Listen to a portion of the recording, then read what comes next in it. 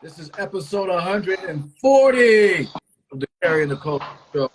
Your boy Jamal, like Jamal, but with a T. This brother goes way back, holding it down.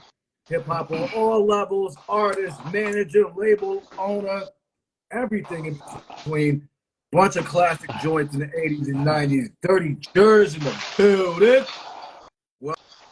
Welcome, legendary YZ, to the show. What up, man? Good.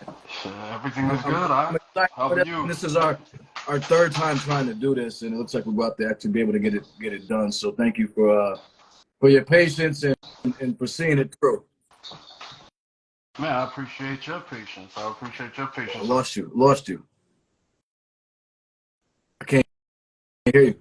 Oh, okay. Big up, brother. He's trying to call me.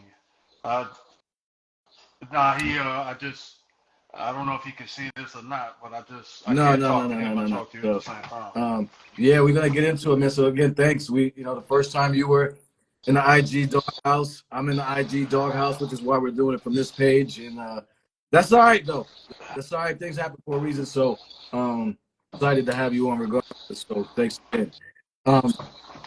Word, man. So what I want to do is I'm going to get into some history because that's always very important to me, and then we're going to bounce around to some topics. I just want to get your take on a few things. I respect your opinion. I want to hear what you have to say about a few things. So, Jersey. I want to show love to Jersey, man. Jersey's always shown love to me. I always fuck with cats from Jersey. They always fuck with me, and so I got a lot of love for Jersey. And it doesn't get talked about enough as far as this hip hop shit. We're gonna get into it as far as the contributions. You're originally from Patterson, right? From the beginning, and then we had this, right? Then I never lived in Trenton. I moved to a place called East Windsor. I went to Hightstown High School, and then I went to Mercer County College. And that's really like an outskirt of Trenton. Actually, my parents live in that area now. They live in an outskirt of Trenton called Ewing. And so, but when I lived there, my parents did not live in Trenton. But I did have family in Trenton, so I always had family there. I still have family there now. Yeah. But I got family all over, though. Family in Philly, family in Trenton, Patterson, EO, Newark. Yeah. Word. Trenton. And so, explain. I mean, so I lived in Philly. I'm from Connecticut, but I was always in Jersey a lot, North Jersey. But then I lived in Philly later, and was in South Jersey, and then Trenton's kind of like right in the middle. And so, what's the major vibe at least around that? Well, where did you cut your hip hop teeth? I guess in Trenton. More where was that? Patterson. It started in Patterson for me, actually. I was part of this crew called the Zodiac Crew. We were just a local gang, really. A bunch of knuckleheads, man. And I had a cousin who was maybe a year or two older than me. His name was Donnell. And we just hung out with a bunch of dudes and, bang off stop signs and try to rap, a doo-wop. A lot of doo-wop, a lot of rap shit. And then I moved to East Windsor, and then I really started writing while I was there, more. I started getting into writing poems, poetry, and started writing raps more. And then I met a dude named Tony D at a party. God bless the dead, rest in peace.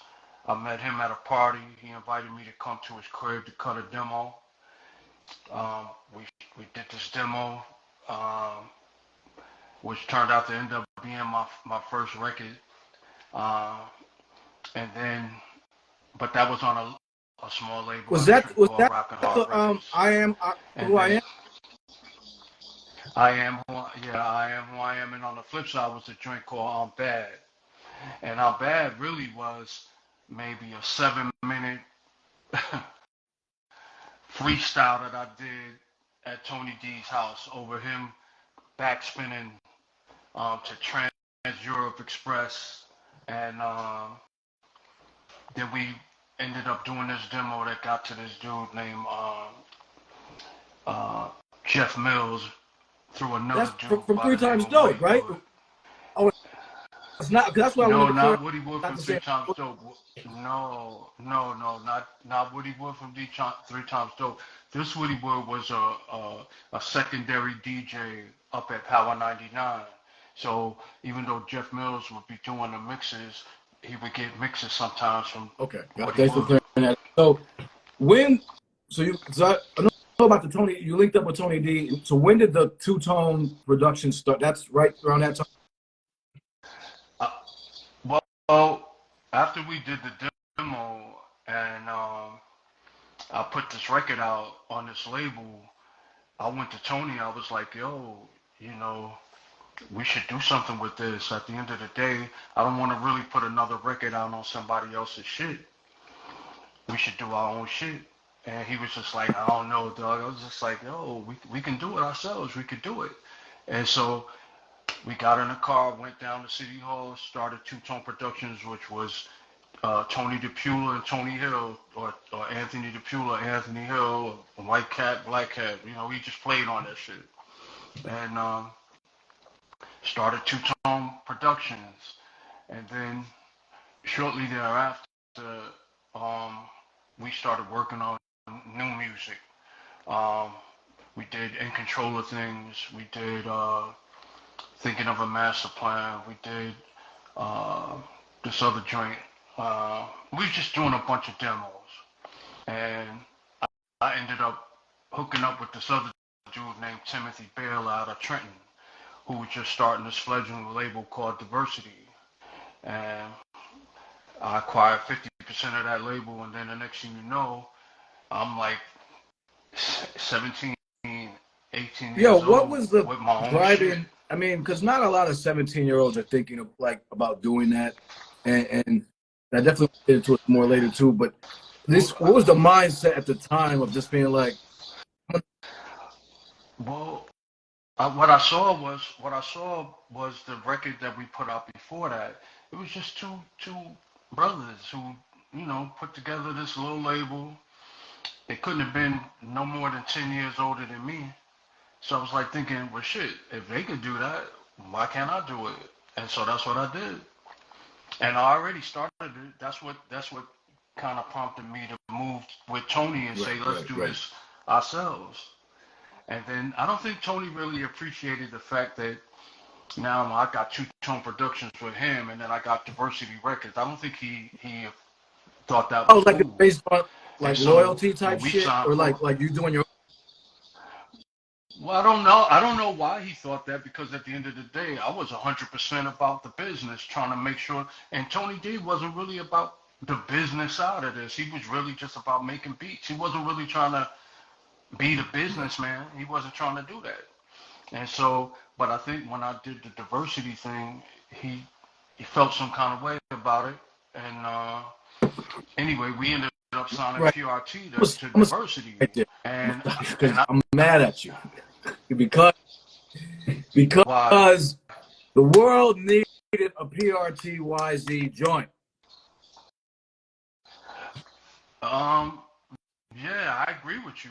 And they could still have that. And no wise to get wind of this. I mean, we had an idea to do an album called a group called Y, which is WHY, would have been Wise Intelligence, Hakeem Green, and YZ.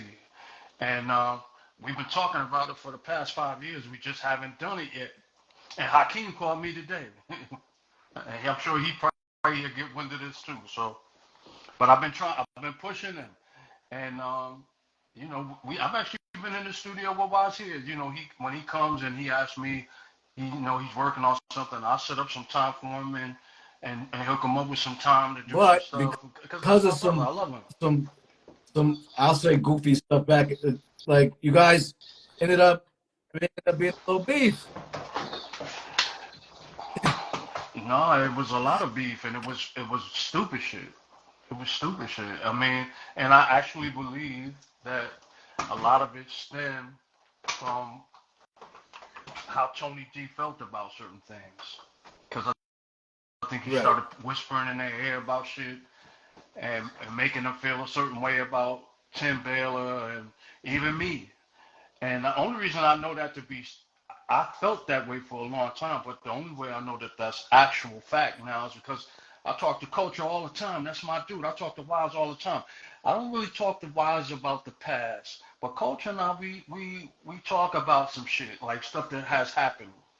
And and I know Tony, he wasn't talking very favorable toward me, even though he was my business Yeah, and partner. then I mean, and then you tell a story later where he comes in too with the Tret shit, with like kind of he's got to behind that shit too. Like that was your man. I mean, was like You know, think about were you this. guys friends or just business partners? Well, we became friends through the music. I didn't know Tony. I didn't know of him. I didn't know nothing about him. He tapped me on the shoulder at a party one day. I ended up at his house. He knew who I was from battles and shit. And I went to check him. He was living in his mama house. He had a nice studio in his crib. Like a little demo joint, and Tony's a DJ. So, he had a setup and he would make beats. And I didn't really give a shit what beat he made at the time. If he made it, I would just rhyme over that. It didn't even make a difference to me. And I wish, in hindsight, I wish I would have been more selective in the process. Um, I think that first album would have turned out a lot better if I was more selective. But I wasn't. I wasn't selective. I was just like, Right. let's So get it done. hindsight's always 2020. Do you regret doing the diss record, like, or you're like, everything happened for a reason Um. type shit? Okay. So let's All talk. right. Let's talk about the diss record for a second. Tony called me one day. He was like, "Yo, cats keep stealing my beats," and I was just like, "Tony, this is hip hop. Everybody use the same shit." And he was just like, "Nah, it got cats like they taking my compositions, man. Such and such." I said, "Well, what you want to do?" He said, "Well, I already got this beat. I want to do this joint, um, and I want to address all of that shit." So I said, "Okay, well, who took his shit?" He was like, "Gangstar, even your man Lakim, and uh, and then he was like Big Daddy Kane and all these other folks." And I was just like, "All right, well, shit, I get at him, why not?" And and so out of love for the brother, even though I already know he was already kicking me in the back, I had already known. I did it anyway. And do I regret doing it? No, I don't think so. I think if I hadn't have done it, Church and I would have never, had beef. And I think that beef was necessary for some reason. Don't ask me why. I Huh. think it was necessary. Holy One probably would have never turned out the way it did had I not had beef with Naughty. And funny thing is, Lakim Shabazz, Latifah, Lakim, these those folks was my folks. Like I mean, I would see Shakim, That's what, see Apache. yeah. Everything is all love. And then I never had disrespect for. I mean, they from Jersey. We all from Jersey. And then the fucked up thing is, think about this. A group that I love so much that I wanted to actually sign and was willing to put myself on the show for them. We became, they was going at me on records too. So I had to get back at them. And that was just me. Like if you said, if had they never mentioned my name on some shit, I would have never got at them about some shit. Had Church never mentioned me, I would have never got at them. But don't mention my name and don't expect me to not do Right. hip hop shit. Right. I'm No. gonna do hip hop shit because Right. So that's what I do. it was a funny part about the story where you say like where you said like y'all pieced it up. Because I had a run in with Tretch online, and it sounds just similar. Because you said he like came up to you. Well, yeah. See now I think we're moving a little bit further, but I could talk about that. I had an office on Broadway in Houston, same building as the Source. I was there on the ninth floor. I had a 1900 square foot glass brick office. The Source was on the seventh floor when I moved in that building, but I was in that building at 6:45 every day. Every morning I was there. And I would be the first one to get in that building. I'll be the last one to leave. And so if we weren't up on the roof with the source, with some artists freestyling, whether it be Adolf or and a bunch of other cats, Terminator and Most Def and UTD or whoever was there at the moment, I would be in my office taking care of business, or I would be in somebody else's office trying to get somebody put on. That was my whole life. And that was what I had started with PRT. I wanted to do the same thing for them. And I knew it would have, if we would have just stuck it out. And I say this to the day, I told him and I told Coach, I said, we did ourselves a disservice there, man. We let this boy get in between us without us really sitting and talking. But back in the day, I actually went to them to talk about it, and it turned into a heated mess. And Wise was always a calm one. Culture at the time, he was hot headed How, at how, the time. how were you when At the this was time, going on, age wise? That's maybe I'm just 19. saying to put it in perspective, man. Like, it plays a role. Like, it's not like, I mean, I know how mature I wasn't at 19. I mean, I started feeling like an adult until 30 sometimes.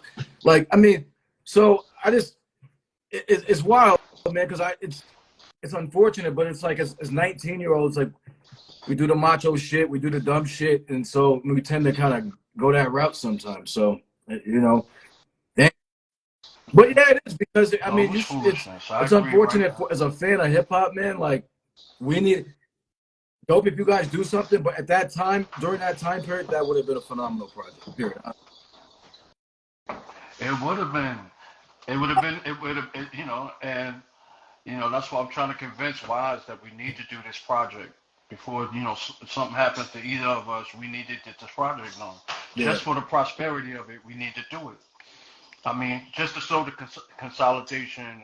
You know, we have camaraderie. Those are my dudes. They know I love them. I love them, and it never even changed. Even while the beef was happening, I never really had no animosity towards them. I never even had any animosity towards Flavor Unit or except for when Right. he stepped in me. Uh, so yeah, so to get into that story, I was leaving my building one day, and I think I'm passing some stuff up because some stuff happened before that. Church and his crew, they tried to jump me at an Ice Cube concert, and and when I saw him the next time, I was leaving my office in this cream-colored Mercedes. I think it was a 560 or something. Maybe one of those. I think it was a 560. And I couldn't see him, but I saw this arm sticking out the window. And for some reason, Six Sun said, that's Tretch. And no, 2 seconds after I said it, he pulls over, gets out his car. And remind you, we already beefing. You just tried to jump me in the club. You get me? I had a dagger in my fatigues that went from this part of my arm to here. And I always carried a piece too. But I wasn't gonna shoot him in the street. I went for my dagger and started walking to him and was walking to him fast. And if he could try to deny this, but if he was on this with us right now, I would tell him the same thing and say it out loud, because this stuff is just for prosperity. I'll have no disrespect towards Stretch and his peoples. As a matter of fact, I commend everything that they've done, but Tell me this, what happened. Yeah. what I'm saying is true. Tell them what happened. And I was about to jig him right on Broadway. He threw his hands up. He threw his hands up. And this is, on my mother. He threw his hands up and said, yo, wait a minute. I'm coming to piece this up. And I said, bro, I can't, I walk alone. I ain't going to be walking around worried about you or other people jumping me. That ain't going to be me. He was like, nah, I'm coming to squash that right now. I sit in my car and I pulled the dagger out and the piece is still on me, but he don't know about that. I pull the dagger out and I put it to the side and he's leaning on my car door and he's trying to see what it is that I have. I could see him looking down there He's like, nah, man, I just want to piece this up. I said, well, all right, well then let's piece it up then and let that be it. Okay. Right. Fast forward a few weeks later, a month later, I'm in Atlanta. I'm in Atlanta at the was it Jack the Rapper or something like Jack that? the It's Jack the Rapper. Rapper. Yeah, I yeah. think it was Jack the Rapper. I think I'm at Jack the Rapper, and I got Danny Hastings with me, the guy who had did my album cover, and he actually shot um, The Ghetto's Been Good to Me for me. Um, his art director Chris. I have my lawyer with me and a few other folks, and I'm treating them to a lunch, right? And somebody says, "Yo, Tresh just walked in the door." I said, "Oh, don't worry about it. I just saw Right. him. Everything is good." So I'm eating and talking and such and such and such and such. And the next thing you know, I see this bright orange vision right here at the side of my face, standing right next to me. So I look up and I see it's him. And his attitude was totally different. He had a bunch of people with him. I didn't notice it right off. I looked at him. He had this bike chain around his neck with a lock on it. And I said, yo, didn't I just see you? I thought you wanted to piece this up. He said, real tough, like, well, I'm just coming to make sure that you remember. And I'm like thinking, okay, I remember. But little does he know, remember, I don't go anywhere without a piece at this moment. I got a 32 caliber right in my duffel bag, right on my feet right here. So I'm looking to see who's there. I look here, I see Shakim. And all the way, I felt some kind of way because I've spoken to Shakim. I look here, I see Apache. I look here, some other kid. There's some people standing in back of me. And then I look down by my lawyer over here, and I see the thing and the person that made me freeze about doing this, because that person is about to hurt somebody if we start to get into it. And I'm going to end up having to shoot somebody here. That person was Freddie Fox. And I was just like, look, I can deal with everybody here, but I don't want to see him angry right Yo, now. it And I don't wasn't matter. scared of That's Freddie bumping up. Fox. I've just had much respect for that dude, right? Just like if it was KRS-One, I would have had much respect for him, especially at the time, because Chris was beating dude's ass. And Chris had mad respect for me, mad respect. But Freddie, I knew how those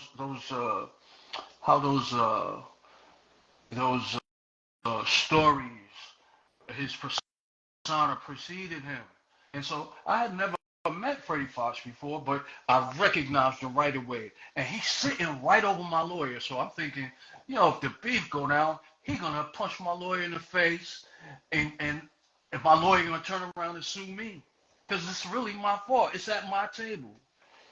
Anyway, I said, yeah, man. I said, I moved the bag a little closer to me, and I said, yeah, I remember, and let that be. He leaves. He leaves. I get up, I go to see Shakim because he's still standing there.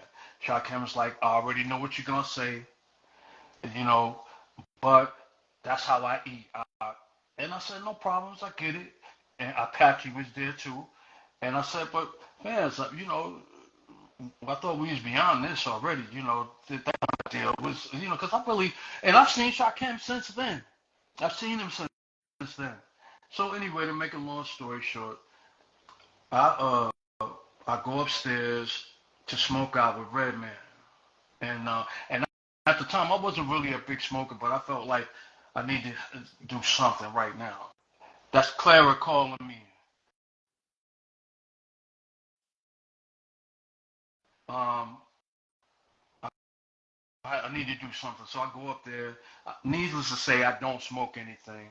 I hear a knock at the door. He opens the door up, and it's Mace from De La Soul saying, "Yo, what's up? What you in church? What's going on?" And believe it or not, Dave is sitting right next to him. He's standing right there too. And so he's like, "What's going on with you in church?" I said, "What you mean?" He said, this nigga downstairs talking about where YZ at. I said, yo, I was just down there. I was just there. And so I look over the banister, and this is a tall hotel, but they have a big atrium. So you come out the hotel, when you look down, you can see the whole lobby downstairs. And I see this orange walking around. So I want to go see what the problem is. I get in the elevator, I go downstairs. By the time I get down there, there's no Tretch. Because I want to talk about it at this point. I want to talk about it at this point because, I mean, at the end of the day, why is it just going to be this constant thing, you know? And I'm saying these things, but I'm not saying them out of animosity towards Tretch. It's old to me. But it's a part of this history that we call hip hop. It's a part of the culture that we call hip hop. And I wasn't gonna back down from him because I wouldn't back down from anybody. I didn't back down from KRS-One. I ain't gonna back down from nobody. And the only person I have respect for was Freddie Fox. And if I was there by myself, but I was really thinking about, and can you imagine I invite you to come have lunch with me and you get punched in the face by Freddie Fox? Man, I couldn't live with myself with that. Yeah, so how did it eventually like just die down? And I mean, I don't know if it ever died down. I don't know if it ever died down, except that I think time just heals wounds, or at least I hope it does. Because I had seen Vinny, I had seen KG on a few occasions, and they could have taken it. But man, I'm really about peace, man. I ain't really about the bullshit. I mean, unless it gotta be that, I ain't really about the bullshit, man. And I think people, thought like, I'm not a short dude. I'm like people be thinking like, the cats because we a little thin, man. But I'll box you. We can box. I don't care if that's what you want to do. We can do that. right. Or we could talk about it. I mean, or we can do other things. At least at the time now, man, I'm so far removed from that bullshit. Like, I mean, I pray that he has too. I pray that, he's grown from it, and if he still harbors beef, that's on him. I saw Kane not that long ago. He ain't harboring no beef with me. I do know that Premier harbors a little bit of beef with me, but I don't. That's on him. That's his cross to bear. He got to deal with that. I ain't got nothing but love for, Premier Guru. As a matter of fact, Guru, rappers and all, you don't own no beats. He was talking about us. That was the comeback. I get it. I understood. But I ain't go at him because I said damn near the same thing to Tony beforehand. You get me? And then the funny thing, before Guru passed away, man, we talked for at least 2 hours outside of this club that Steck was performing at, and a whole bunch of other people showed up. Keith Murray, I had a show there with a couple other dudes. We had a group called Great Minds with Mike G, Do Me Right, this dude named Cadence, and myself. So we all there performing. I go outside to get some fresh air. Guru walks up, and we talk and talk and talk and talk and talk. He ain't Harvard. So I'm glad to know that before that dude passed, we was good. We was good. He had no, and because I was good with him. Just like I ain't have no beef with Premier, man. And how I found out that he had beef with me some years ago, I had bought like a bunch of beats from Ninth Wonder when Ninth Wonder had just left Little Brother, and I still got those beats. I bought like 6 tracks from him, and I just wanted to hold on to them. I didn't know who he was. My man told me he was working at Cartoon Network. He was like, "Yo, you got to meet this dude," and so I drove around with this dude I know named Rosewood and him, and we listened to Ninth Wonder beats. And my man Rosewood freestyled to every joint that came on. So every joint that he freestyled over, I bought. And then later on, when I wanted to record those things, my man Solomon, who went to him and said, yo, I think YZ about to record you those beats, and Knight had said something like, why now? And I started to think, because they're mine. I can do with them what I want. I paid for them. If I want to do it today, or if I want to do it 10 years or before I die, I paid for them. I own them. They are mine. And so I got a little upset with Knight about that, because here it is. To me, I don't know you from nowhere at the time. And I was showing love, to you. Real talk. And then, you blow a little while later. And the next thing you know, it's you almost trying to give me your ass a kiss. And I wanted to always sit Knight down about that, because I ain't never have nothing but love for this dude. I ain't never, I opened my arms to this dude, to somebody whom I didn't even know. And so I didn't like that. And so that same time, Premier was DJing at this party. And my man went to him and said, yo, why is he working on a project now? He did this without coming to me first. Yo, I would love to get a track for him. He was like, I don't fuck with that dude.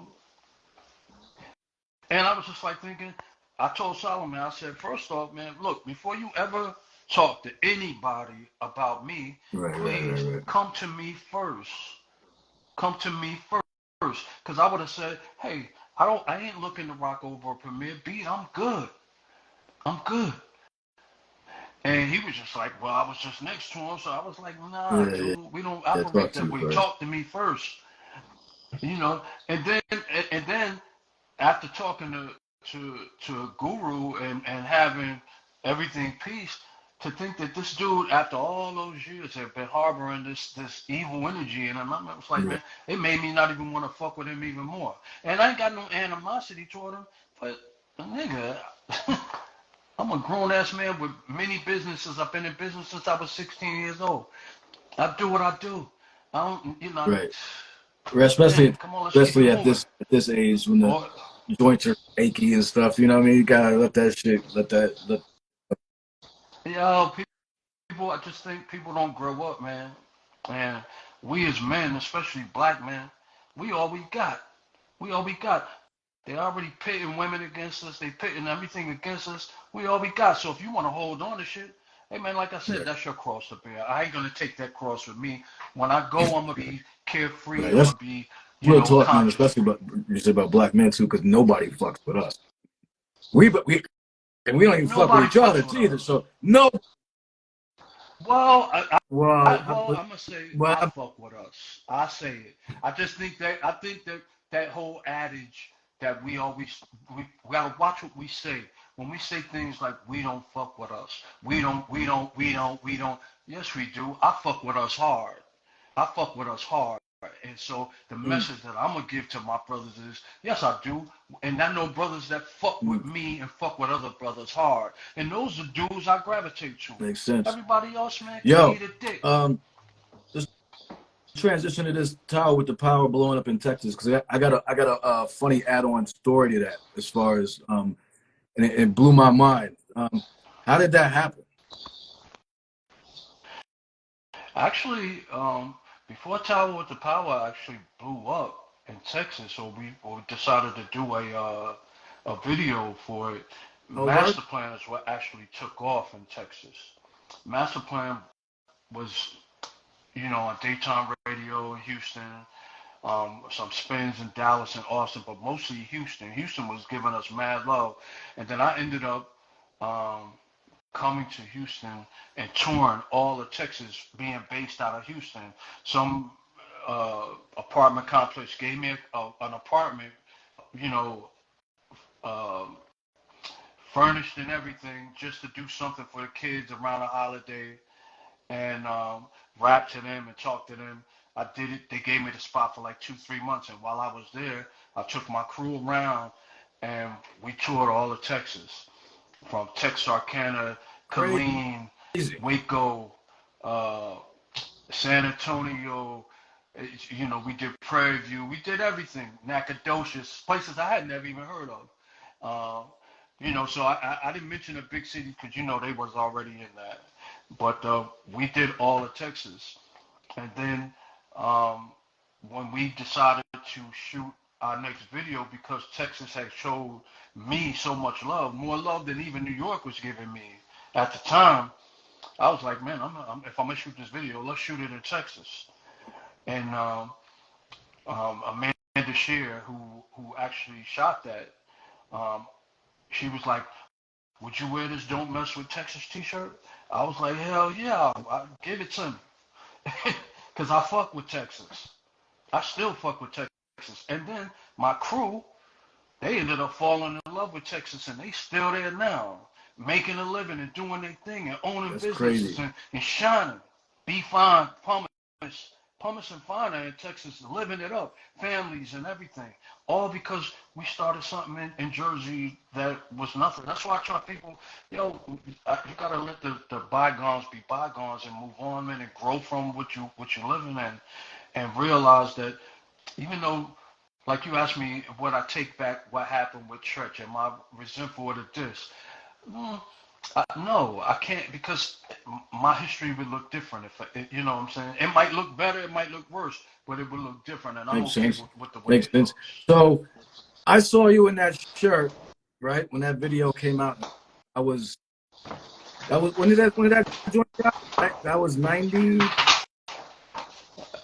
Yeah, So 91 maybe, 90, I saw that 91, and I was like, maybe yeah, okay. So 90, I'm like maybe 90. 14 or so. I'm like, yo, that's a fire shirt. Like I just thought the concept itself, "Don't Mess with Texas," was just a fire. Like, yeah, don't fuck with us, yo, right? And so I was like, yo, this is fire. So this was 1990. And I always just thought it was a fire shirt. I always wanted that shirt. Like, I always just had to have it.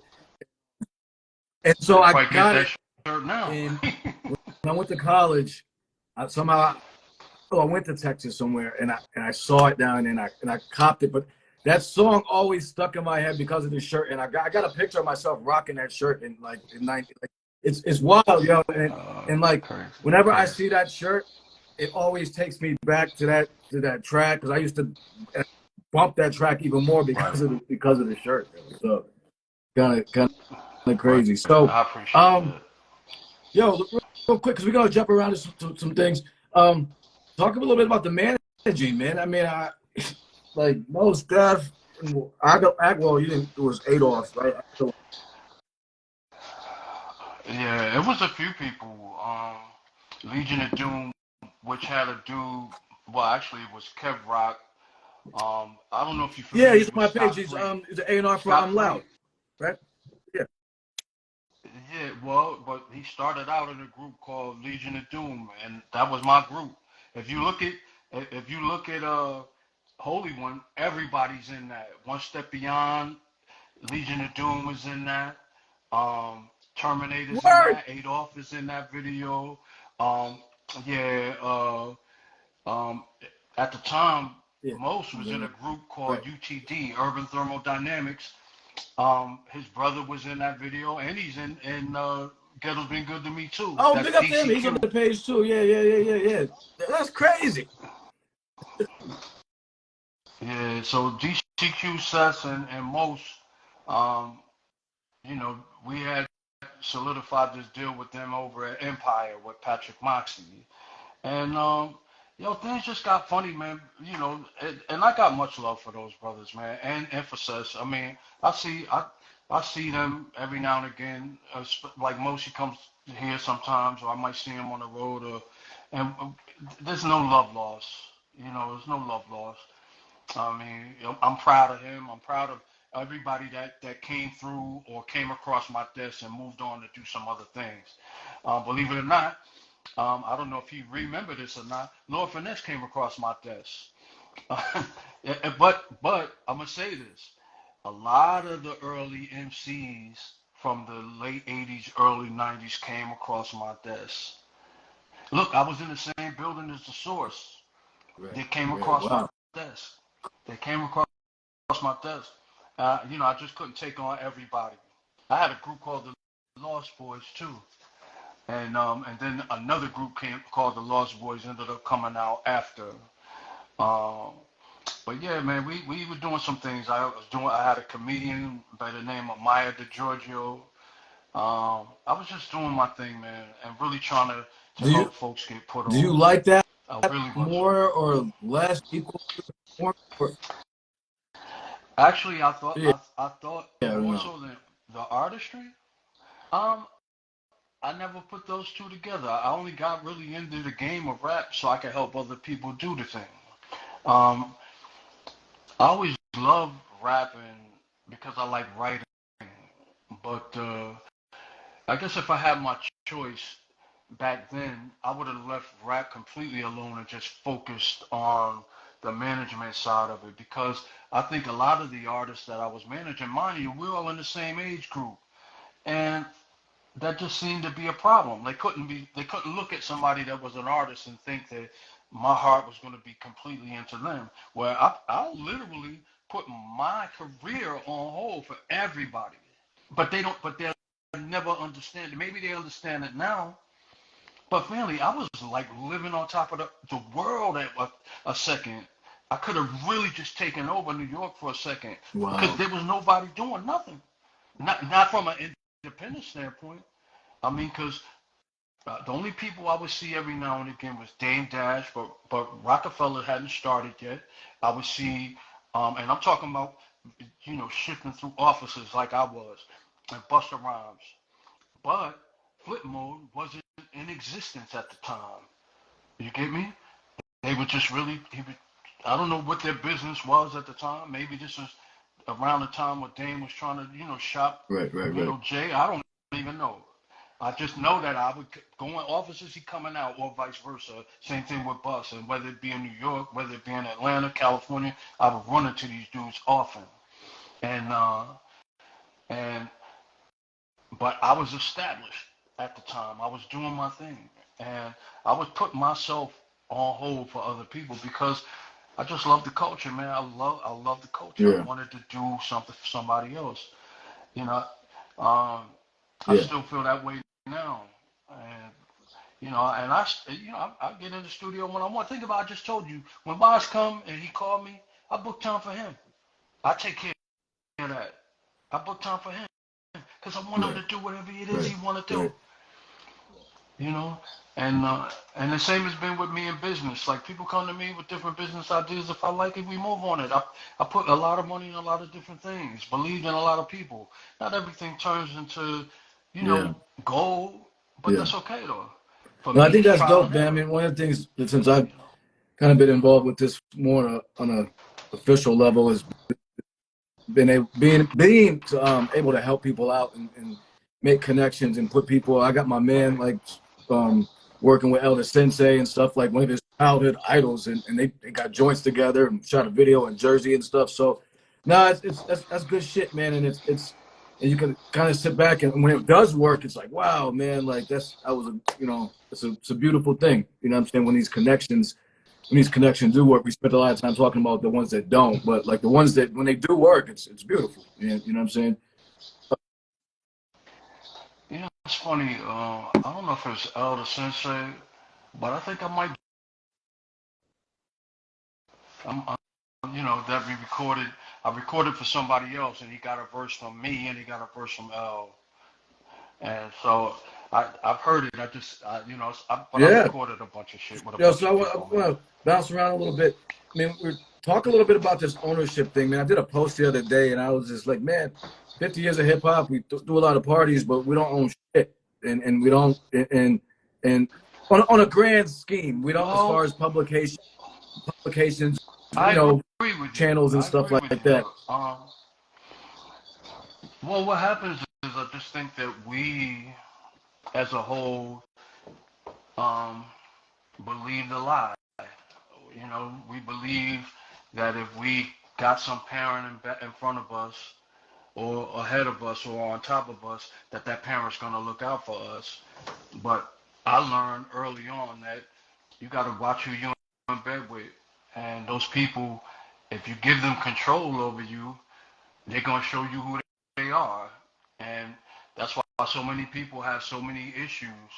And you ask them why haven't they made any money in music, or they had to move into other things to make money, and because music just didn't happen for them. Think about it. Kanye talks about his money, but he don't really talk about money coming from music. Jay-Z talk about money, but he don't ever talk about money coming from music. 50 Cent talk about a bunch of bread, and he's gone platinum a few times, but his money came from other things. So I learned early on that you have to be open to opportunity. You have to be open to it, and as long as you're willing to do the work along with that opportunity and take the steps that is needed to get to where you need to go, then you'll grow. So I always think independence is always what it's been for me. Always from day one, it's always been the idea that we should do this. Even when Tim came to me and said, "Yo, uh, Chuck City called and I think we should go and do this deal with them."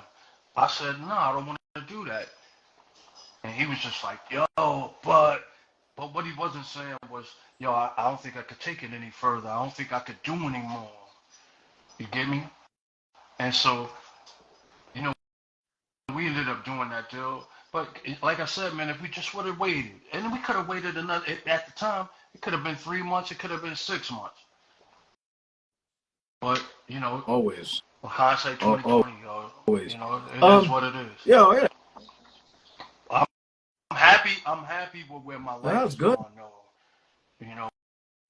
Because I do well. Like people, I think people, they see me, they expect, but No, it's I all, take care of me, all that man. matters, man. And we, our stories are our stories. So I think it's important. Yo, are you deaf? Somebody said you are. Yeah, That's all. So yeah. how are you able to, like, you got hearing aids? I have hearing aids that have How, Bluetooth. hold on, my bad.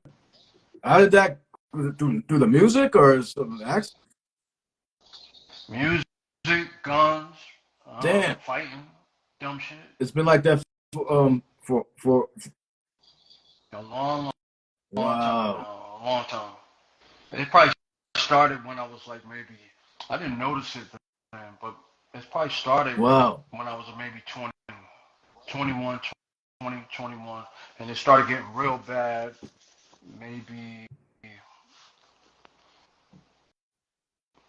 early 2000s, like 20, like 2002, So 2003 I started mean, getting real bad. how does that?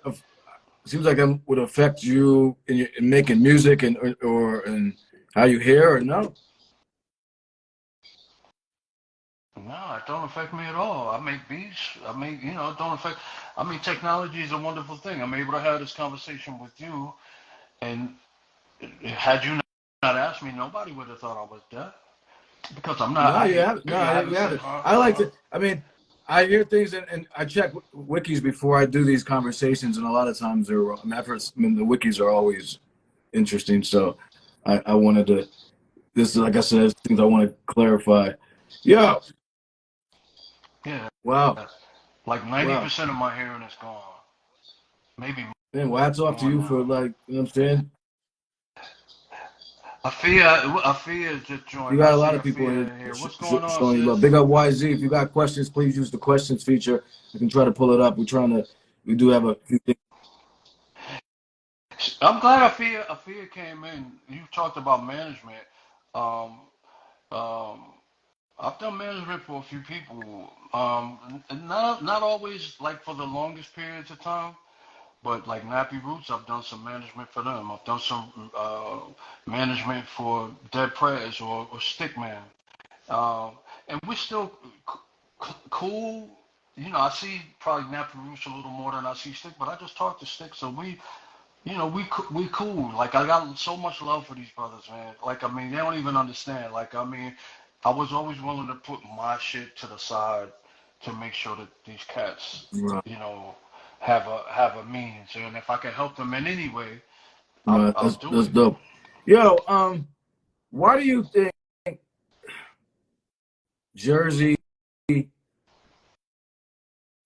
kind of takes a back? I mean, it's kind of a. I'm from Connecticut. I haven't had Why? this conversation. I already know why they take the back. Well, because I don't think that Jersey has the posture that we have to be in the forefront of things. New York always had the posture that they gotta, we did it. And no disrespect to New York. I mean, Daddy was like one of my closest friends. He's from Brooklyn, for God's sakes. I lived in Brooklyn for a long time too. But what I'm thinking is that whole, you know, uh, Manhattan keeps on making it, Brooklyn keeps on taking it, Bronx keeps creating it, Queens keeps on faking it. Like I think, the things we say, we put out there. And I think the closest state or city to them that really felt like they had to compete because they had to prove themselves was Philadelphia. Jersey was just always a part of the fabric. Um, you know, people always, I heard Chris say something about Sylvia Robinson and saying something like the worst thing that ever happened to hip hop was Sylvia Robinson. Well, I beg to differ. I don't agree with that. Um, I think he was upset that, like he said, all of the New York rappers were signed to Sylvia Robinson, but she was the only game in town. That's where they had to go. And and we should be glad that she was there to at least usher them into this game. Because had that ushering not happened, Lord knows where we would be. So, that's why I don't, like, I never want to say, I wish things would have happened this way. You got to look at what happened and appreciate things for how they are. We can't go back and change them now. We got to appreciate them for what they are. And I don't say this to disrespect Chris, because I love Chris. That's my dude. I like him. But I don't agree with everything that Yeah, comes I out of mean, everybody's mouth. perfect sense. I mean, as we said it, I mean, if we do, then we're just we're parroting after. You know what I'm saying? So, so Oh yeah, yeah, absolutely. it bothers me though because when I did a when I analyzed like as far as the rap shit goes, and I broke it down, I'm like, yo, Jersey made a serious dent, and like, Yo, we're responsible for a bunch of shit.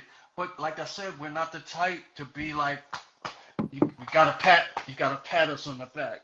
Like there are a bunch of Jersey MCs that rap wouldn't even be what it is if it wasn't for them.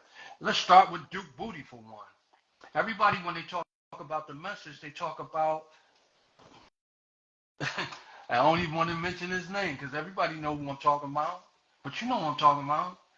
And but the person that wrote the message is Duke Booty. And yeah, and he's the only other voice on that record.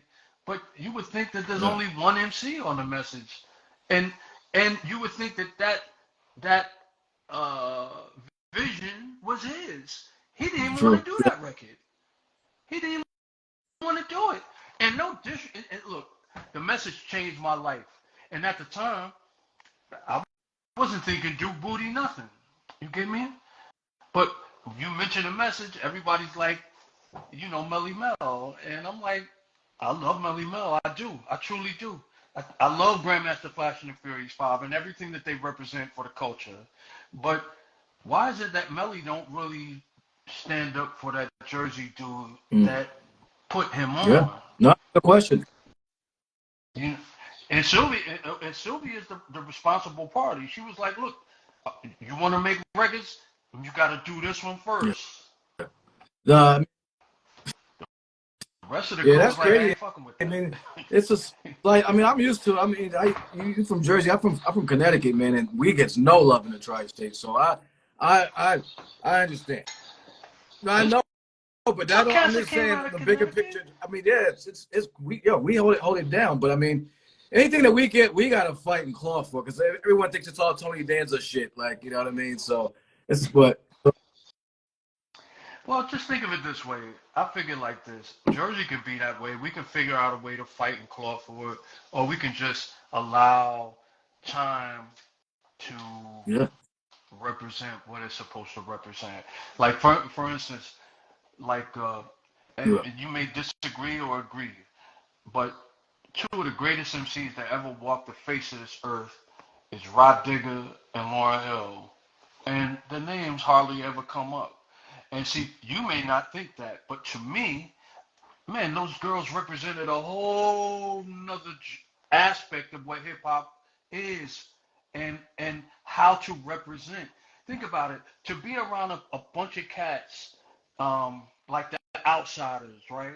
Man, those dudes spitting hard. You couldn't even be soft around them. Can you imagine what Rod Digger would have sounded like if she wasn't as hard as she was around them dudes?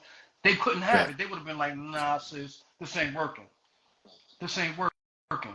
And Redman, he don't get his just due. Reggie is probably one of the best MCs that ever walked the face of this earth. And if it wasn't for Reggie, you won't. Yeah, you don't get without Reggie. You don't get Biggie. Biggie took his style from Redman to me and Big L. He a combination of the two. Yet you say that to people and they be like, nah. I'm like, yes he is. Yes he is. That's him. Listen to Reggie and then listen to him and you be like, oh, okay, I see it. And I ain't mad at Biggie for that. Biggie was a good dude. I mean, he had love for me too. That was my dude. Like we would hug and talk to each other too. And so I miss him too, but it is what it is. But Reggie's name don't come up. His name don't come up. Why take somebody like let's say like Eminem to mention Reggie Noble before people say, wait a minute, let's really pay attention to Reggie. But we've been rocking his shit forever and ever. We all got him up there because he's that dude, yo. He's yeah, that's sir. Rest in peace, my brother Steezo. You know what I'm saying? Yeah. Yeah, Steezo is my fucking dude. Word. When I was cool, that was my dude. Steve would call me all the time. Yo, Steve and I have had many conversations on the phone and many visits. He actually stayed in my house. That was my man, yo. He used to cut my hair. Yeah, that's and I'm good friends with his cousin Dulio. Yeah, that's yeah. Rest in peace to Steezo. So there's somebody put that in the comments right there. But yeah, man, it's a shame, but it's all right though. I mean, I think it's cool because I think Real has know what Jersey has done. Real has know what you've done. Real has know like Redman. They know the name. They know who's. I mean, it's deep. Like it's all a flavor unit. I mean, like. Shit, flavor unit, half of Das Effects. Lords of the Underground. I mean. Lords of LOD, I was gonna say Lords of Lords of the Underground, another one. You know, I mean, but the list goes on and on and on. There's so many ill Jersey MCs. It's hard to back. Like the Fugees was like the best thing that happened to the world for a quick minute. Yet their name don't even come up. I mean, I hear the Fugees. I hear them come up, but I do. I do. When I hear about Lauren, I always hear. See, I don't know. I mean, I make sure I'm not in conversations with people that don't say no dumb shit like that, man. Because that's that's foolishness, man. I mean, I don't whether she does goofy shit or not is a different. Her art is crazy. I mean, she was killer with the singing, killer with the bars, man. Come on, like crazy. And to me, I mean, my personal opinion, I ain't fuck with the Fugees like that. I fucked with her. Like, I ain't need them other niggas in there. I mean, I didn't. Well, I mean, but see, again, like we say, if it wasn't for that, we wouldn't have that classic score album. That sound Yeah. is cleft. That sound. And to be honest with you, the arrangements is cleft. So I hear you saying you ain't had to have them. Me personally, whether we love the way they rock or don't, if we didn't get that first album, or was that the second project, that second album from them to score, the second joint, we probably would have never got a chance. Yeah, you're probably right. It's just even on that score joint. I'm just listening for her. I didn't like them cats. I just didn't fuck with them niggas, man. Yeah, I just couldn't. But I mean, but at the same time, I can't say I mean, Wyclef did his thing with as far as putting that project was. Of course. I think the brother's mad talented, man. I do. Hey, think about it. people don't think about this. A big part of Ghetto Boys is from Jersey. Through Jersey. You say From Jersey. That's right. Red, the DJ from Ghetto Boys, is from Jersey. And where you think Scarface is from? Talk to me. Well, I mean, I leave it right there. Do your homework and see. And then they they represent Houston. Don't get me wrong, but Bushwick ain't from. There's a lot of cats like that, man. I looked up an article and it was like a lot of people that you would think are from certain places aren't really from certain. It's wild, like. Right. Exhibit's not from L.A. Eminem's not from Detroit. Yeah. Like it's Eminem's from St. Louis. I didn't know that. Yeah, he was born in St. Louis. And look at Gangstar. That's one I did not know. Like that's the craziest thing of all. Like as far as Brooklyn, and both of them. Yeah. Neither one of them. Yeah. So it's so it's what it is. Yo, hip hop at 50, man. Like just to me, it was a cash grab excuse to throw parties all year long, and we didn't really And I don't think any of the elements were celebrated. I think it's just talking about like rap shit. I don't know. I sour taste in my mouth, but where are you with it? As you know, having participated on the level you did and everything like that, and just how you look at the situation.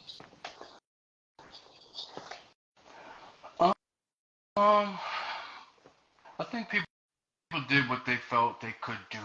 I see. Here's where the problems come in. You have so much division between us that it was hard to unite the type of organization that would have been needed to make it really stand out the way it should have. Don't get me wrong, you had a few hard punches in there, like with the thing that they did in the Bronx. That was pretty good. Segway Avenue, that was pretty good. But all of this commercial shit that they was trying, I was, I ain't gonna say I was a bit disappointed. I mean, because I think it's great for people to get together, but a lot of those people on that stage, at some point, I remember felt very, very disrespected by the Grammys. It even mentioned these things in songs, and I was hoping that those are the songs that they would have performed in some of these things. But at the end of the day, man, I'm happy that we've managed to get to here, and actually. I just think that a lot of hip hop was not represented. Hip hop is 4 elements that I think just got overlooked. And I think rap is such a big part of hip hop that it just overshadowed everything else, and it shouldn't. It shouldn't. Overshadow the graffiti side of it. It shouldn't overshadow the breakdancing or the dancing side of it. It shouldn't even, the fashion side of it. It shouldn't even overshadow that. The DJ side of it. I don't think we got enough of that. I mean, you got one DJ DJing for like 50 groups or whatever, and I just think that's kind of funny in itself. I mean, I like what you said though. People did what they thought what they thought they could do. I think we just could have felt like we could have done more. I think we could have really we could have taken this as an opportunity to. I mean, for me, I was like, man, where's the reflection on the past 50 years, our mistakes and things? Like it was just like I just felt like it was just a big. As my man said, it was kind of thrown together like a big. Let's throw a party. But think about it this way, out and see. I don't think people think about this. Once you become 20 years old, right? Once you become 20 years old and you pass 20, guess what? You ain't gonna ever not ever be 20 again. You were already there. So we made it to 50 years. If we unite now and understand the mistakes that we made, because think about it, there wasn't many opportunities. The Grammys wasn't calling it. All these other people wasn't calling. They was overlooking us. So my point is this: we can take this opportunity to say, hey, this could have been better. This is what we can do next year. Because guess what? Next year we're gonna be 51, and then the year after that we're gonna be 52, and we can learn to celebrate ourselves more. Because every year, guess what else is happening? We losing a bunch of folks every single year. We losing a bunch of people, and I ain't just talking about old people. I'm talking about young cats that are in rap music and elders that are in rap music and hip hop. And so I just think it's best for us to take it as a learning experience and learn from it and live, better for it, rather than saying, oh man, fuck that, it was just this, that, and the third. I mean, we could take that approach, but I don't think that that's progressive. I think the best way to move forward is to be progressive. Hey, I failed that test. The next one I'm not gonna fail on.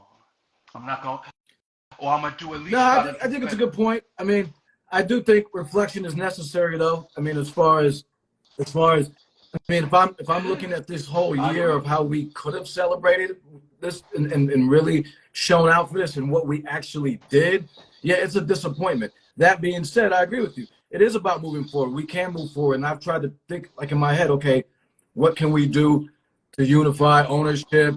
Can we get a station? Who can I move with? Look, I have a station.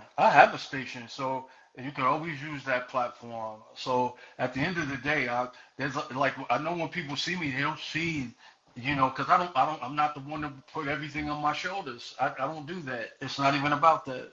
But a lot of us have uh, a a substantial amount of resources to make things happen.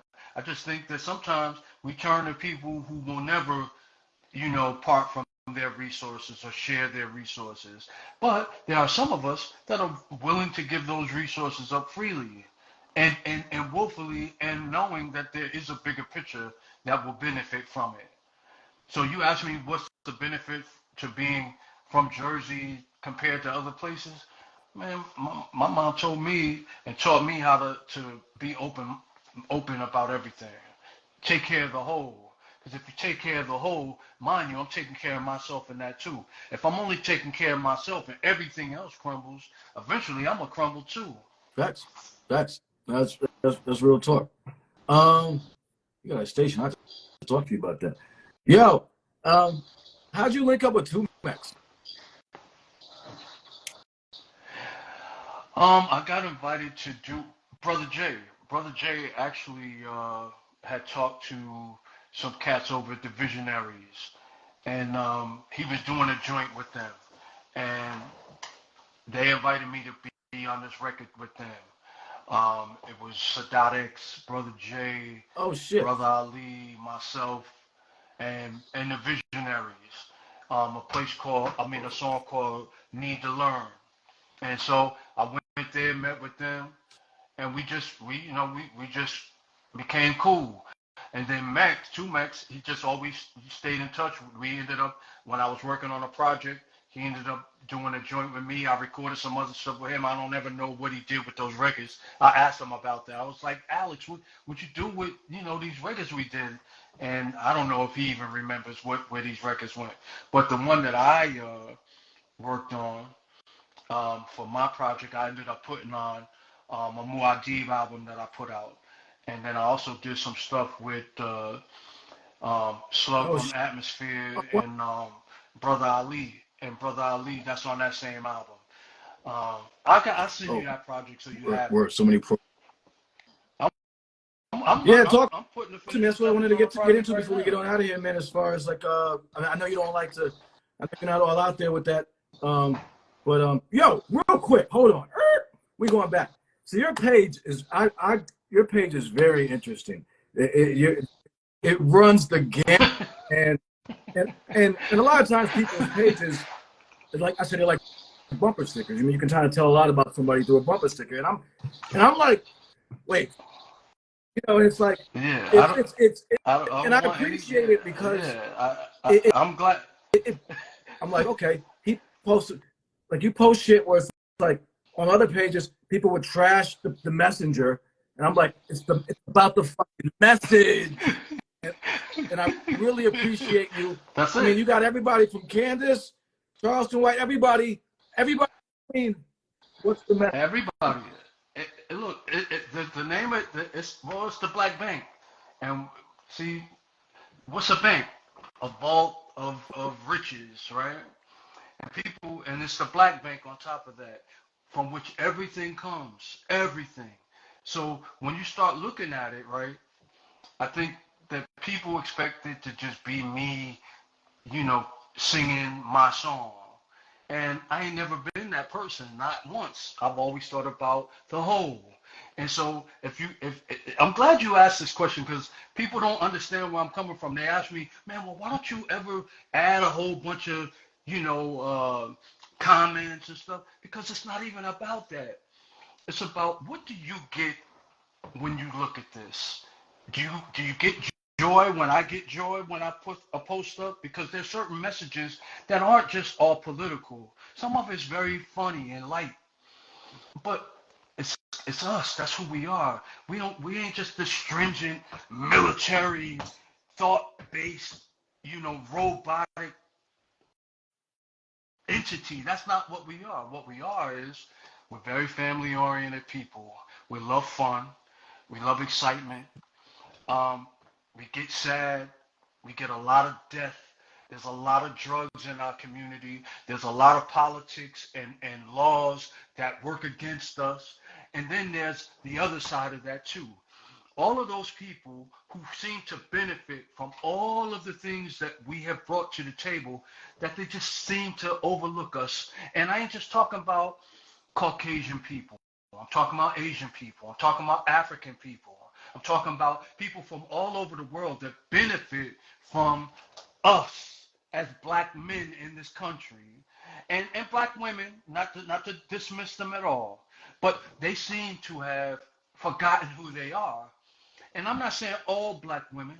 I'm not saying all black women. I'm just saying black women in general have seemed to have forgotten who they are. And to be honest with you, I think a lot of black men have forgotten who they are. And I'm hoping that my page sparks something in them that says, wait a minute, what am I missing here?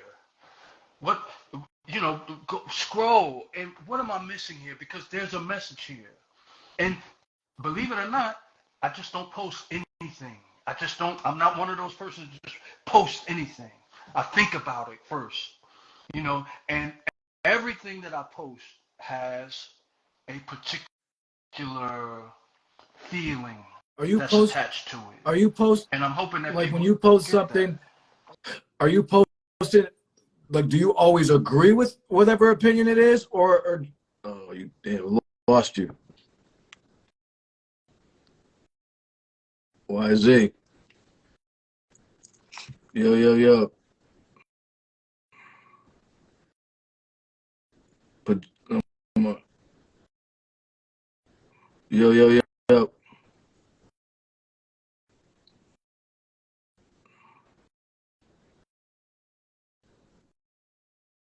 Then he left. He's got to come back. Yeah, we're in the middle of some shit. Yeah, IG's always on that shit. I'm saying.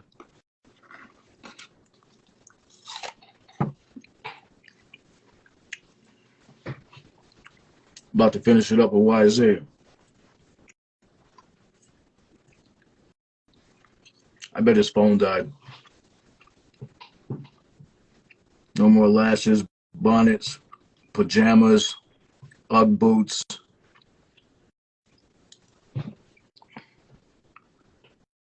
No more crushed Ugg boots in public, huh?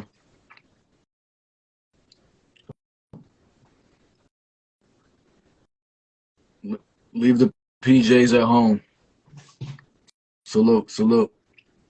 Peace, Connecticut. Gun waving, New Haven. Nah, he come back. I mean, I bet his shit died. Hopefully he's straight. I'm assuming he's gonna come back.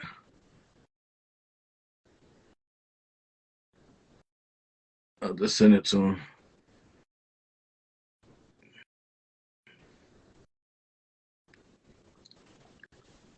You're up. Yeah, hopefully we can wrap it up properly. Because I wanted to ask him if he agrees with it all.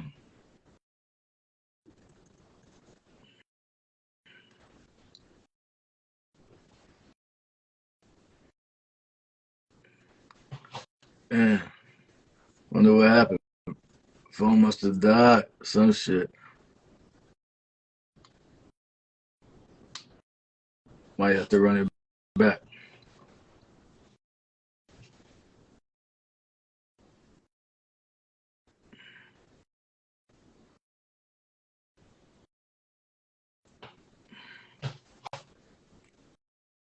There it is.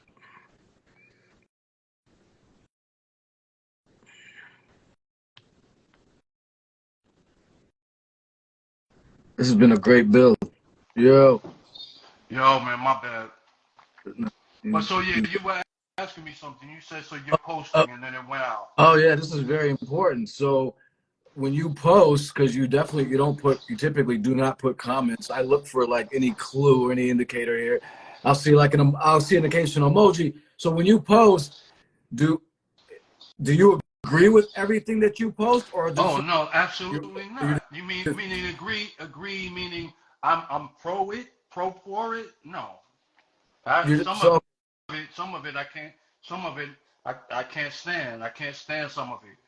Okay. It's sickening. Some of it. Well, I know. It's disheartening. Some of the stuff's obvious. I mean, in terms of like when you're, but I mean, but in terms of like there's some stuff. I'm like, oh, I wonder like where he stands on this, or is he? Okay, give me one for instance, and I'll be able. I'll tell you where I stand. There was a Candace Owens post a while ago. I don't recall what it was though, unfortunately. And she gets a lot of hate, but it's funny, man. I mean, I listen. I can pick out things that she says that make perfect sense to me. Just like with other people. So I'm just I use her again. You know, I just think that, and I'm glad you used her as an example. Me personally, family, I just think that you put it best. People get so caught up into their own feelings about how they feel about somebody, even though they don't know them. They seem to overlook the message itself. Okay, let's push Candace Owens out of this for a second. When Malcolm X was alive, right, there was hardly any black people other than the black Muslims who would agree with him. And then there came a time where even Muslims even went against him, right?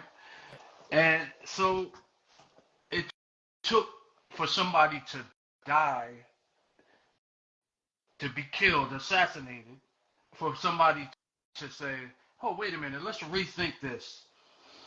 Candace Owens, I can't agree with everything that comes out of her mouth, but I can't agree with anybody that, not 100% of the time, but she definitely has a clean, clear message that I believe is important for us to listen to. Charleston White, you mentioned him. Charleston White, man, whether we like it or not, dude is brilliant. To me. Brilliant. Brilliant. No, he's brilliant. Yeah, you might disagree with him. He's a genius. That's fine. He's got it all figured out. Yeah, he done figured it out.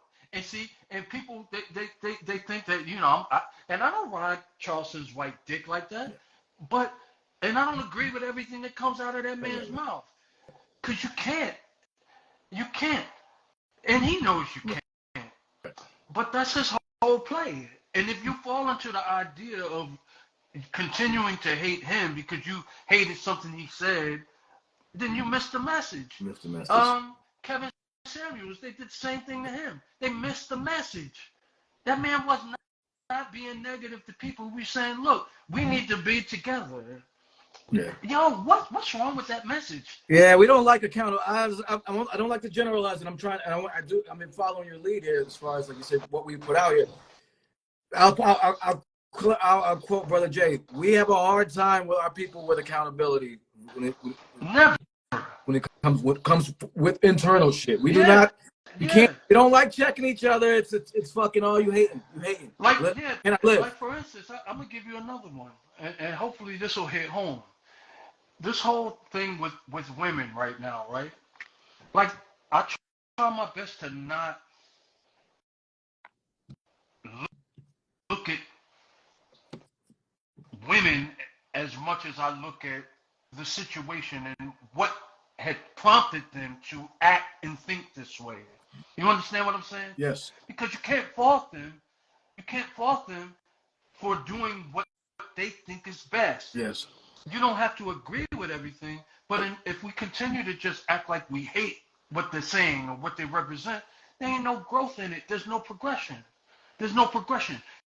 You know, we have to be able to listen to them, to hear where they're coming from, to be able to hopefully have them then in turn listen to what you might have to say. But until then, we're just going to be going back and forth with a bunch of arguments and nobody wins nothing. Facts.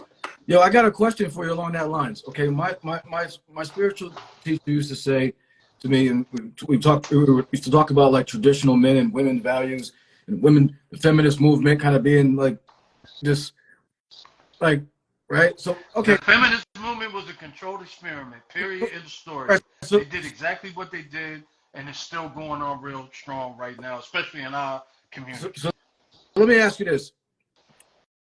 Like, he would often say, when the man is qualified, the woman will automatically follow his lead. And it, but he was saying, he's looking around, he's saying there's not a lot of qualified men. Do you think as men, we, in some ways we've failed or no? Well, see, this is again what I think. Talk to me.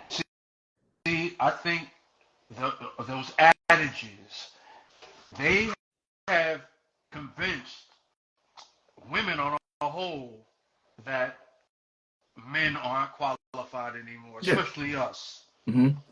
Do I agree with that? It's not true. There's so many qualified men out here. Don't get me wrong. I think if we continue to regurgitate these same adages, I mean, we see what's happening with our youth right now. Those adages are a part of the problem. Instead of saying, look, man, what's the solution? We're constantly trying to fight a losing battle. You know, a battle we can't win. You can't go back and forth. If somebody's just talking and you talking and they talking and you talking and they talking and you talking, what do you gain out of that? Right. You ain't gaining nothing. And so we convince each other through our conversations. We put it out there, and before you know it, people are regurgitating the same thing. Oh, everybody's the same.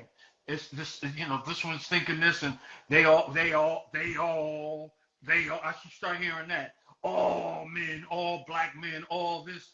You know, 50 Cent to say all black men in Atlanta are gay or some dumb shit, and that's just not true. Right. That's always just not true. Always and nevers, and those things are like deadly words. But what happens is we in general fall victim to that shit. Yeah. We fall victim to it. Like we did it in the beginning of the conversation. People, you know, they hate for no reason at all, and it's probably because no one has actually given them the time to just process their thoughts and get them out in a way that's tangible to a good conversation, to a good solution.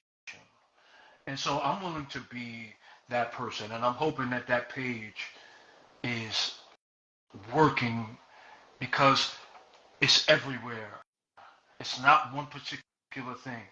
And not many pages can boast that. Most people are promoting one thing. I'm not here for money. I'm here for a purpose. And if I'm going to use their platform, which I don't even like that, I'm working on getting my own now done. But while I'm there and everybody's attached to the platform, what is the message that we're going to send? Is it all going to be about hate? Is it all going to be about love? Is it all going to be about disruption? Is it all going to be about the Gaza, Strip? Is it all going to be, or is it going to be about life? Because all of these things affect us all. Right. And people don't seem to get that we're affected by everything that we touch and see. Everything that we touch, everything that we see, this everything that someone says, and we digest it, and then we learn to regurgitate those things, affects our life. And I think that's what's happening. And I hate words like trending, because what's happening is, instead of people being individuals, everybody wants to trend because they think that that's the way to the algorithm. That's the way. Well, think about it. I got 55,000 people on my page now, and I'm not part of a trend at all. Nowhere in sight of a trend. Right. And I just think that a lot of people say, well, how did that happen? I often wonder, but then I thought about it. People are more than just one-dimensional creatures, man. We're thinkers. Even though we like to shut our brain off to certain things, or we'll see what's happening in the Congo and we're shut off. We'll see what's happening in the Gaza Strip and we're shut off. We'll see what certain people, and I won't go there because I know how they like to shut us off for real. Certain people take full advantage of us, and we'll see what's happening in our judicial system. We'll see what's happening in our educational system, and we'll be okay with it. We'll be okay with it. We'll sit and we'll say, oh, well, there's nothing we can do about that. That's not true. They just make you think that there's nothing you can do about it. Man, do you realize in one day, if everybody were to consolidate their ideas together as one day, right? Just on one day, man, we could change everything in one day. Right. We could change our whole government in one day. And all it's going to take is for people to put their differences aside for just one fucking day and realize that, this is bigger than your fucking feelings. It's bigger than your little bullshit bag. It's bigger than your fucking BBL. It's bigger than your fucking ideas about religion. It's bigger than, it's bigger than any of us. And if we keep doing what we're doing, what's going to happen is the universe is going to figure out a way to make us see it. But by that time, it's going to be very hurtful. It's going to be very hurtful. It's going to be, and for some of us, we ain't going to see it or understand it until, half of everybody that we know is dead in the ground. Absolutely. And because when you're forced to learn a lesson versus when you voluntarily try to learn that lesson, it's a different story. Yeah. You know what I'm saying? So yeah, absolutely. You know what I mean? So we got to get ready to get out of here before this shuts me off. Yeah, absolutely. Real quick, though, what are you working on? Well, I have a beverage company with a partner of mine. We have products. As a matter of fact, I hope this thing won't turn off real quick. But, I got products. I have a juicing company. I do smoothies. I do juices, cold press. I'm in the airport here, so I make juices. This is Roots and Fruits. I have several companies. Roots and Fruits. I have also Hibiscus Heaven. My man and I, we have a company called Georgia. It's called Georgia Independent Beverages, which is GIB. And then under that, we have Pride Road. And then on top of that, I'm working on a project called an album that'll be out soon, which is called Morganic. And that's really just a play on the word, the mores, and organic.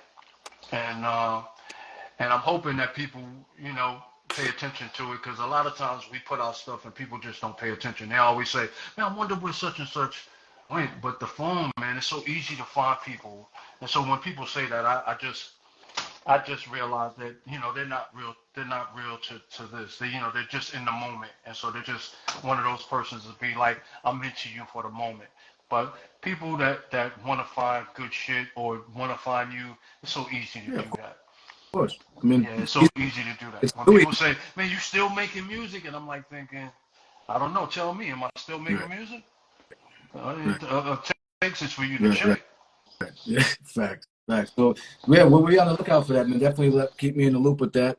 Oh yeah. We're gonna get on out of here. So we're gonna get this up. This is normally on the carrying the culture page. Oh, speaking of which, I got two more things. What up? There are two podcasts coming up. One is Actual Facts, and then the other one is called No Pressure, No Diamonds. Be on the lookout for those Okay, two. work. Yeah, no, we definitely will, man. Gotcha. It's gotta have your hands in a lot of stuff. I love it. I mean, I'm the same way. I'm the same way. Gotta have your hands in a bunch of stuff. So we're gonna get on out of here. Thank you so much, man. No, I appreciate you. This was good. I hope you. I mean, I got a lot out of it. I learned a lot about you. So it made me think a little bit, and it was good, man. So you know, really appreciate you. We're gonna get this up on the YouTube channel in a few days. Wife, you send this to the wife, so she's gonna edit this shit, and we'll get this up. And yeah, man, please stay in touch. I definitely, Well, man, absolutely, pick, absolutely. I mean, pick your brain. you down with my brother. I mean, so Yeah, you that's my know, yeah. And you didn't even know we knew each other. yeah, that's my man. We've had a show for 2 years, brother Jay and I. Shameless plug here, Constant Elevation. It's the first. We have actually it's next week, Wednesday, 8 o'clock. So Why power. didn't I do it today? It's always the first. It's the first Wednesday of each month. Oh, okay. So just Yeah, one Wednesday out of yeah, because a. Okay, I got I got a weekly show, and I usually have a show right after this too. So just trying to keep my you. Okay. marbles straight. You know what I mean? Right, Too much. right. Well, I love what you're doing. I mean, So you know, trying to, you know, represent for the culture, and somebody needs to. We need that. and we trying. I mean, I came into this as a b-boy and a graph writer, so this stuff is really important to me, man, and all of it. So and I appreciate you. I'm glad we got the link I up, gotta man. say, you make me laugh sometimes. I mean, 'cause you be going Yeah, in on cats. yeah, yeah. And then a lot of the folks that you have on there be going in on cats too. I'm like, and that's cool. I get it. I Yeah. get it. I get it. I understand. I mean, 'cause you're passionate about it, and so I gotta respect that. I am. Here's the thing. You know, I only thing I'll say this, man, is that this is how I came up though. Like it's not like I'm reinventing the wheel here. This is we talked about like if you was trash, if I was in a cipher back in Jersey with you back in the day, yo, and I was whack, you would have been like, yo, son, step the fuck off. Or you would have KRS-One literally threw niggas off the stage. So I'm just saying, like, this is all I know. This is it. At 47, I mean, this is I came into it where like if your hand style was whack, if you fuck up, go practice. So it's not it's not. I just want to say it's not anything to like. I'm not trying to just rock the boat. I'm just genuinely annoyed by some shit, and then I move on. You know? I actually think it's great that you rock the boat. I think, to be honest with you, I think rocking the boat would at least wake some people up. I don't necessarily know. Like I say, you don't necessarily have to agree with everything that comes out of somebody's mouth, but it's important to at least listen and digest the message. Yeah, yeah. I mean, it's okay to, you don't have to agree. People act like they got to agree with everything. Man, we got a president that, if there's anybody on the face of this earth that agrees with half the shit that comes out of that man's mouth or half the shit that he does, then I would really be wondering, like, what's wrong with Right, them? right. But at the end of the day, everybody's, instead of listening to what's coming out of people's mouths, they're forming opinions about the messenger. Already. And He's like this. that's a problem. I don't That's like a problem. this. No, that's what we do. So I appreciate you shedding light on that, man. And but no, so I mean, it is. We rock how we rock, man. At the end of the day, though, it's bigger than hip hop. It's about life, and so it's. I mean, I love this shit, but I'm not trying to argue. I'm passionate, but it's like that. I leave it after that. I'm done. I think I'm not like stressing about it. You know what I mean? Well, see, but this is the thing, though. Like, say, for instance, like you have cats that you really, really respect, right? And I never see you go ape shit about how you love their shit and compared to going ape shit over some shit that you really just don't like. Algorithms. And maybe I just haven't. Exactly, because no. I have a feature called OG Salute where I like actually take the time to break down Okay, artists so and stuff. there So it is. no, So there it is. I have to balance it out, and a lot of people. But the thing is, if you click and like and you see a few things, now you're only gonna see me while I do like self-help posts and shit. You probably don't even see some of them shits. I don't see a bunch of stuff, but see, there's that algorithm. But you know what? I make a promise to you today. I'm gonna start double checking, and I'm gonna actually go through your page and look at a bunch of shit. Yeah. Because I know that there's a great message. Oh, yo, listen. I know that there is. I just did a post today. It said, if you're reading this message, if you're reading this post, you woke up today. A lot of people didn't get to do that. Be grateful and go be great. That was today. Well, there it is. Yo, I'm not just a fucking get off my lawn, dude. That ain't me, No. man. And that's. I never thought you were that, though. I never thought you were that. But that's, you know, sometimes that'll feed it, yo. You know what I'm saying? Some people will only see the underground shit that I post. Some people will only see the old school shit. So you know, it's funny. I know you gotta go, so I'm gonna say this last. I was in Dallas, and while I was there, I was helping some people in this technology lab. We were doing some shit, studios and everything. And we were talking about some business. And two people came. DOC came to see me. And there's this girl that's pretty famous now. I hate to use her name because, you know, I don't want people to just think it's like name dropping. But she's pretty popular now for controversy right now. And she starts a lot of shit. Like a lot of shit. But when I met her, right, I didn't get that vibe at all. Like, I mean, it was love. It's really like literally love. It was this, that, and the third, and we having conversations and taking pictures, and she and I and DOC taking pictures and everything. And now, every time I see her, she's eating somebody's ass. Like, really, I never see her have anything good to say about anybody. And I almost want to go and see her and have a conversation about it. No, off the record to say, sis, like, what is this about? Is it really about payment? Is it about, you building your brand? Like, what are you doing right now? Yeah. No, you got to balance it out, man. And please do me this favor, though, because I rock with you, but it's important for you, because to me, building with you now, I feel like I got a better picture of what you're about. So I ask that please check out my page, man, because it's not just. I will. I have checked out your page, but what I'm going to do is I'm going to dissect it, though, is what I'm saying. I'm going to go through it. All right. I'm going to go through it because I like the things that you do. I love the fact that you feature so many different things and I noticed that you were featuring new music from different artists, and you like giving people a shot, and so come on, man. I tip my hat, man, and salute you for what you do. So I don't want you to think that I'm on some, like, nah, I think it's wonderful what you're doing. The only thing that I was saying was I noticed that you get in people's asses quite a bit. Yeah. And that's okay, though. That's okay, because some people really need to have their asses chewed out sometimes. Yeah, I mean, and at the end of the day, it's just an opinion, man. It's just one guy, and hopefully we can move on. I don't agree with everything you post or say. If you don't agree with everything else, look, I can't even expect anybody to agree with, because half the shit I put up, I don't even agree. I don't agree with. Right. I have an opinion about it, of course, and it's more about what's your opinion about and I'm wondering if your opinion is going to be close to what I think. Right. Right.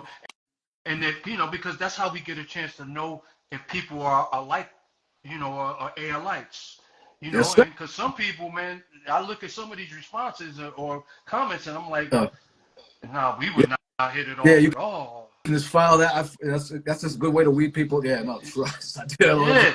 That's why I try to keep my comments very slight. Just let you say it so you don't influence the shit, and it's like, okay. Yep. Think about this. Kyrie put out a picture of a poster without any comments at all, and it almost cost him his whole career. Right. Think about that. How cold-blooded is that? And